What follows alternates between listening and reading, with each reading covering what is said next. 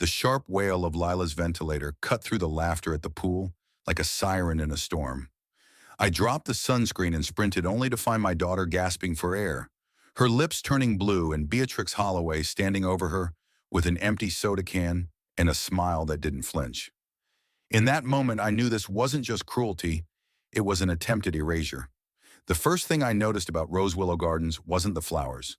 It was the silence. A strange, curated silence like everything had been arranged just so, including the sounds that were allowed to exist. It wasn't until we passed the fourth rose-covered trellis and the second neatly pruned dogwood tree that I realized it wasn't quiet because it was peaceful. It was quiet because it was watching. My name is Dr. Camille Everett. I'm a trauma surgeon with 2 decades in the ER, a mother, and until 18 months ago, a wife. My husband Derek was killed on Interstate 10 when a semi jackknifed during a storm. I was in the middle of closing a liver laceration when I got the call.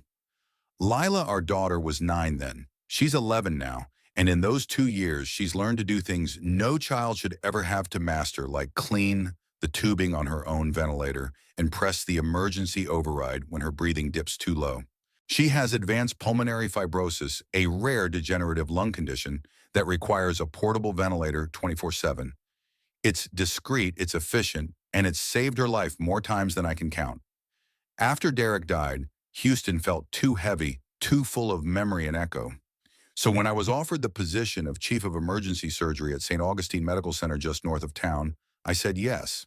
Rose Willow Gardens was only 15 minutes from the hospital, and the brochure practically glowed with words like inclusive, family-focused, accessible.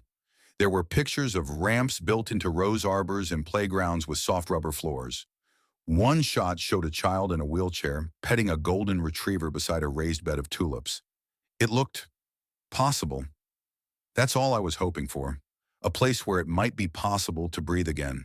The house was 1 story with wide doors and a smooth transition threshold. It had an east-facing sunroom where Lila could paint in the morning light and a small side garden I could already picture, planting with lavender and lilies, Derek's favorite flower. For the first 2 days, things were hopeful. Lila laughed at the way the mailboxes were shaped like tiny cottages and picked out her bedroom paint color without hesitation, sage green. I thought we were turning a corner until the clipboard showed up. Dr. Everett. The woman was standing on my porch at 7:46 a.m. on a Monday wearing white slacks, a sleeveless pale pink blouse, and a visor that looked like it had been ironed. Her gray blonde hair was in a stiff twist, and she held a pen like it was a scalpel. Beatrix Holloway, she announced crisply, president of the Rose Willow Gardens Homeowners Association. Good morning, I said cautiously. Is there a problem? Not a problem, she said with a smile that never reached her eyes. Just a few points of order. I noticed your daughter's medical unit is visible through the front window. I blinked. Her ventilator. Yes. Per Section 7 of our Community Aesthetic Policy, medical equipment should be tastefully screened from public view when not in use outdoors. The sight of exposed machinery can disrupt the harmony of the garden line. It's in my house, I replied, and it's in use 24 hours a day. It's her lungs. She nodded as if I'd just admitted to owning a particularly noisy leaf blower. Understood.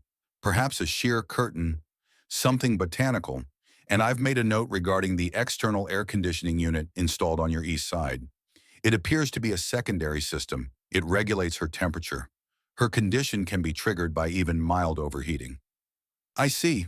She jotted something down. You'll need an architectural variance request form. Oh, and I noticed a ramp being constructed at your back entry. Please ensure the stone matches HOA-approved color palette. B. I was still standing in scrubs on my own porch. Coffee untouched in my hand, stunned by the audacity of it. Thank you for the heads up, I managed. She turned to leave, heels clicking neatly on our walkway, lined with budding lilies. We value order here, Dr. Everett, she called over her shoulder, especially among the roses. That was only the beginning. Over the next 3 weeks, we received no fewer than 9 notices from the HOA, one for the industrial hum of the ventilator, one for medical tubing visible in outdoor trash, one for unapproved window tinting that was in fact a UV protection film to reduce Lila's risk of sun-triggered flare-ups.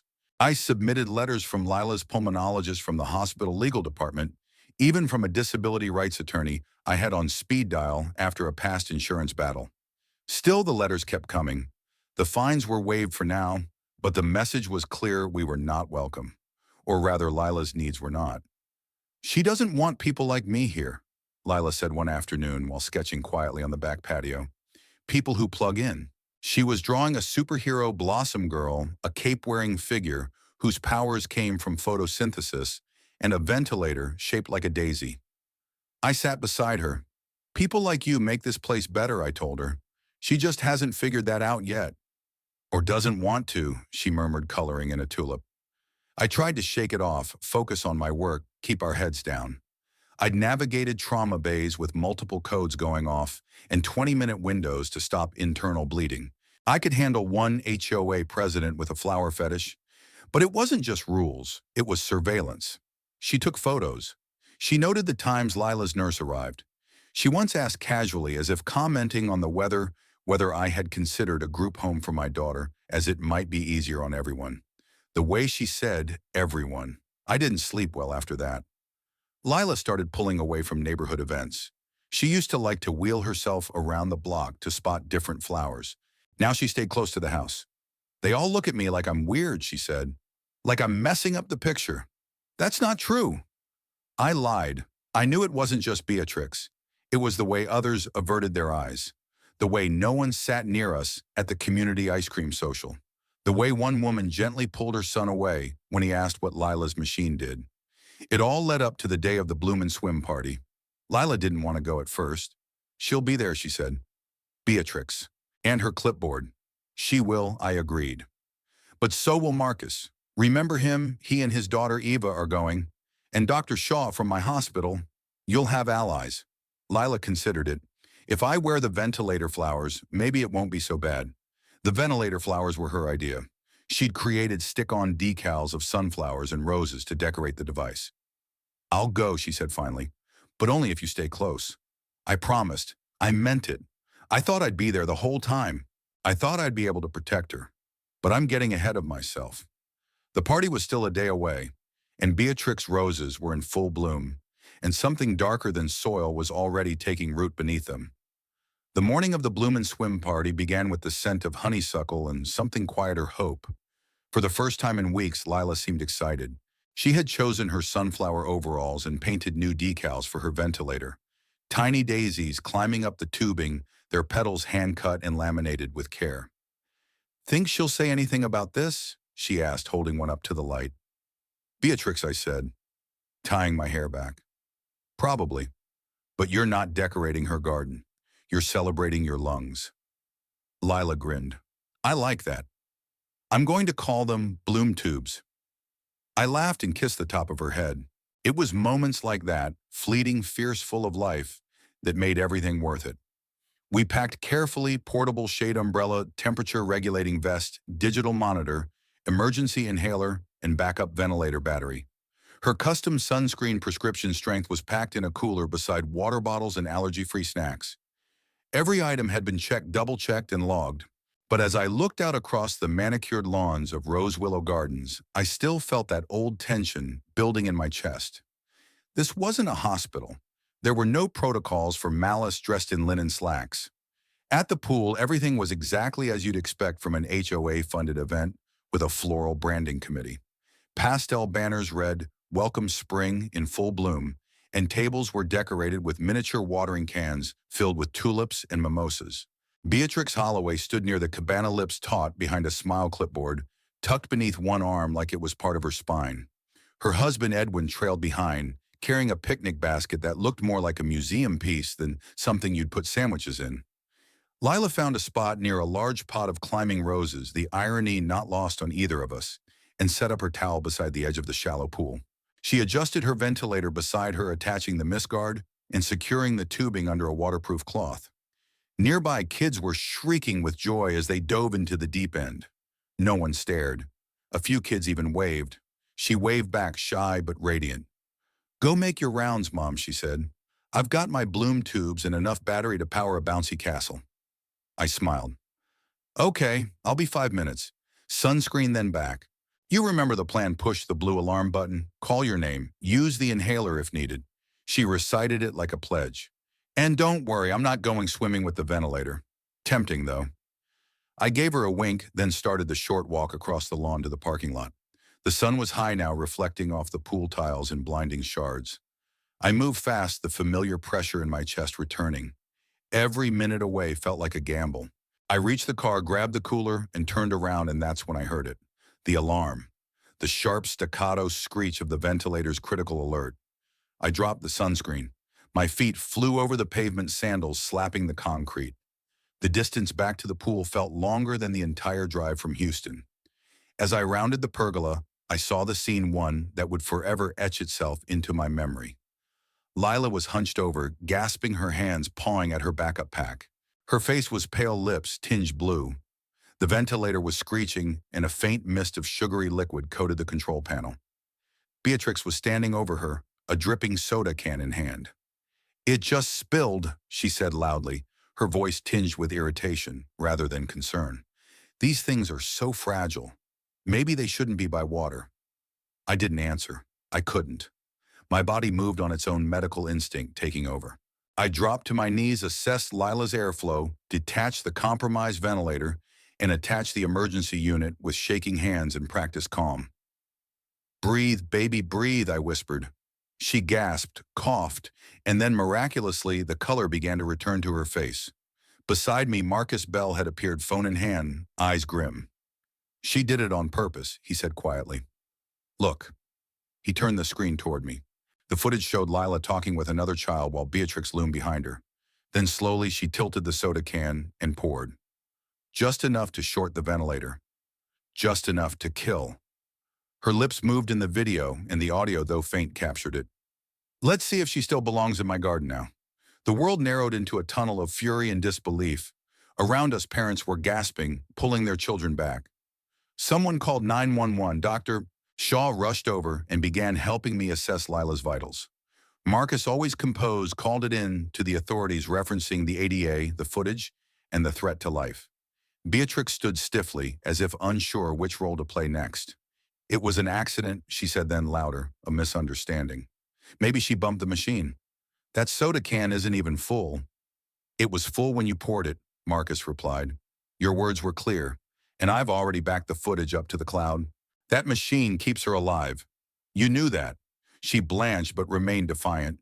"This place has standards, rules. Medical equipment at the poolside violates the aesthetic policy." Maybe now someone will listen.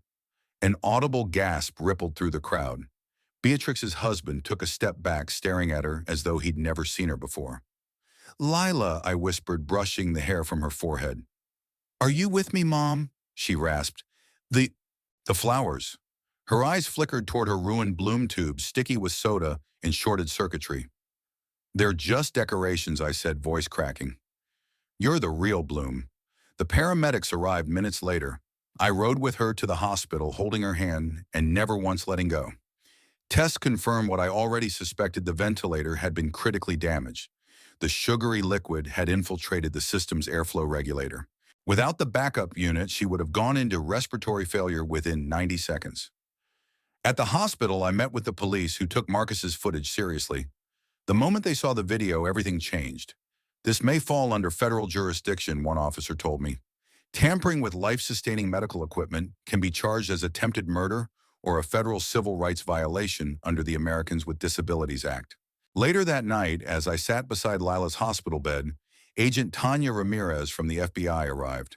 She was calm, direct, and fierce in her purpose. "We're opening a case," she said. "Ms. Holloway's actions meet the threshold for federal charges: malicious interference with medical equipment, hate crime against the disabled minor, and attempted bodily harm. There's no ambiguity. She tried to erase my child because she didn't fit her version of perfect," I said quietly. "She tried to prune the garden by cutting away what made it human." Agent Ramirez nodded. "And now she'll answer for it." Outside the window, beyond the reach of the hospital fluorescence, the roses of rose willow were still blooming, but this time they were blooming for Lila. And soon everyone in that perfectly pruned neighborhood would learn what resilience really looked like. The footage was undeniable. As I sat across from Agent Tanya Ramirez the morning after the attack, her laptop replayed the moment over and over, the glint of soda cascading deliberately across the control panel. Lila's startled expression, the unfiltered cruelty in Beatrix Holloway's voice. Let's see if she still belongs in my garden now. There was no room for misinterpretation, no chance this could be brushed off as a clumsy accident or an unfortunate misunderstanding. It was intent, calculated, deliberate, and dangerous. And now the weight of that moment had shifted from my shoulders onto the full force of federal law. Lila lay sleeping beside me in her hospital bed, her breathing stable, her color slowly returning. The new ventilator, the backup system, hummed steadily, its noise, the most beautiful sound I'd ever known. Her flower decals had been scrubbed clean of soda residue by the nurses and now sat drying on a towel nearby, faded but intact. Beatrix had been taken into custody that night, escorted from the HOA event in full view of the community. I didn't have the heart to feel satisfaction, not yet. I only felt a bone-deep exhaustion that had nothing to do with surgery hours or trauma charts. This was the exhaustion of a mother who had almost lost her child, not to illness, but to hatred disguised as order. Within 48 hours, charges were filed. 3 federal counts: tampering with life-sustaining medical equipment, attempted assault of a medically vulnerable minor, and violation of the Americans with Disabilities Act under hate crime statutes. The FBI built their case faster than I thought possible, thanks in large part to Marcus Bell's footage and the dozen witness statements collected on the scene. As the story spread, so did the shock. The footage aired on local news, then national. Disability rights organizations released statements condemning the act. In the hospital where I worked, released a formal letter of support for Lila and our family. Rose Willow Gardens, that carefully curated haven of petals and perfection, had become the center of a national conversation, and Beatrix Holloway, once the immovable Queen of Roses, was now facing 10 years in federal prison. At her arraignment, she looked smaller than I'd ever seen her. Her blazer was wrinkled, her hair loose and graying. Edwin, her husband, sat 3 rows back and never looked at her. She pleaded not guilty at first, claimed it was a moment of frustration, that she was overwhelmed, that her actions weren't malicious. But the judge wasn't swayed, nor was the jury she would have eventually faced. So when the plea deal came, 10 years with eligibility for release after 8 in exchange for a guilty plea and public apology, she took it. Lila didn't have to testify, and for that I was grateful. But the damage had already left its imprint, not just in the corroded ventilator or the brief terrifying dip in oxygen levels, but in the way Lila now watched the world with caution, with a flicker of fear behind her otherwise brilliant eyes. I was determined to help her unlearn that. In the weeks following the sentencing, we stayed busy. Lila focused on her art again, drawing Blossom Girl-saving neighborhoods with her garden-powered super lungs. I took a leave of absence from the hospital, not to rest, but to build something. Something stronger than any HOA rulebook or aesthetic standard. The Lilac and Life Initiative was born in the living room of our home, a nonprofit aimed at supporting families with medically complex children, educating communities about accessibility, and advocating for policy reform within residential associations. We didn't want just an apology, we wanted systems to change. Marcus joined as our communications director. Susan Tran, a retired pediatric nurse and longtime resident of Rose Willow Gardens, volunteered to chair our medical advisory board.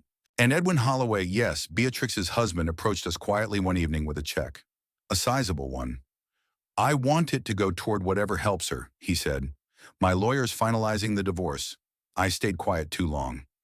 I took the check not out of forgiveness, but because it would fund adaptive equipment for other kids like Lila. Regret wasn't redemption, but it could be redirected. Meanwhile, Rose Willow Gardens changed. Susan Tran was elected interim HOA president in a unanimous board vote after Beatrix's removal. One of her first acts was to rewrite the community's guidelines with accessibility in mind. Decorative ramps were approved by default. Noise ordinances were reviewed and amended to exclude medical devices. Most importantly, the board created a new policy that explicitly protected the rights of residents with disabilities, both visible and invisible. And in the center of all this change, a new space was created. They called it Lila's Corner, a vibrant, accessible section of the community clubhouse garden. It featured murals painted by local children depicting scenes from Lila's Blossom Girl comics. Benches with medical-grade outlets lined the walking paths, and sensory-friendly spaces were installed with soft lighting and calming colors. Lila's reaction when she first saw it was pure wonder. "It's like the flowers are listening," she said, "like they finally made room." Her confidence grew day by day. She started a YouTube channel sharing her experience living with a ventilator. She spoke at local schools and community meetings. And that winter, she entered the regional youth science fair with a design for a ventilator upgrade, an insulated moisture-resistant casing shaped like a tulip with enhanced alarm features and backup oxygen filtration. She won first place. Her design caught the attention of a medical device company who offered to help develop it further. She named it Project Bloom. I never imagined that something born from cruelty could lead to so much creation. But it did. It still does. I returned to work part-time, but my focus shifted. I now teach a course at the medical school called Medicine and Advocacy: The Human Factor. And once a month, Lila joins me as a guest speaker. She talks about what it's like to live in a world that sometimes only sees the machine and not the girl. But she always ends with this: kindness isn't something you plant once. You have to keep watering it. 6 months after the incident, Rose Willow Gardens hosted its first Inclusivity and Bloom Festival, an annual celebration of difference, resilience, and growth. Lila was the guest of honor. She wore a dress covered in hand-stitched lilacs and gave a short speech beneath the arbor where the old HOA meetings used to be held. "Everyone deserves to breathe freely," she said, "and every garden is more beautiful when it makes space for every flower to grow." The applause that followed was thunderous, and this time no one looked away from her. They saw her. They heard her. The flowers of rose willow had not just bloomed again, they had transformed. And beneath the blossoms rooted deep in soil, once poisoned by pride, something better was finally growing: empathy, accountability, hope. The story of Dr. Camille Everett and her daughter Lila reminds us of one powerful truth: when cruelty tries to silence the vulnerable, courage and compassion must speak louder. This wasn't just a story about a neighborhood dispute. It was a lesson about the value of human dignity over cosmetic perfection. Lila's presence, her ventilator, her voice, and her vibrant life didn't disrupt the beauty of Rose Willow Gardens. She was the beauty they had been missing all along. Unfortunately, people like Beatrix Holloway exist in every corner of our society, people who value rules over relationships and appearances over empathy. But what this story taught us is that even when someone with power tries to exclude, belittle, or endanger, they can never erase someone's worth. And when we stand together, parents, neighbors, advocates, even strangers, we can turn injustice into a turning point for lasting change. So what's the takeaway for all of us? Don't be afraid to speak up when you see something wrong, especially when the vulnerable are targeted. Whether it's a child with medical needs, an elderly neighbor with a walker, or a family simply trying to live in peace, our communities are strongest when we make room for everybody. We should never be too polite to challenge discrimination and never too busy to defend what's right. If you're part of a neighborhood association, a school board, or just a tight-knit street, use your voice to push for inclusive policies. Make space for ramps for silence when needed, for noise when necessary, and for people whose lives may not look like your own. Kindness doesn't cost a thing, but neglect can cost someone everything. Lila's story didn't end in tragedy. It bloomed into transformation. But that only happened because good people did something. That's a call we all need to answer. From all of us at Us Justice Stories, thank you for watching, listening, and standing for what matters. If this story moved you, please like this video and subscribe to our channel. Your support helps us share more true stories of courage, resilience, and justice. And if you know someone who needs to hear this message, share it. One story can spark 1,000 changes.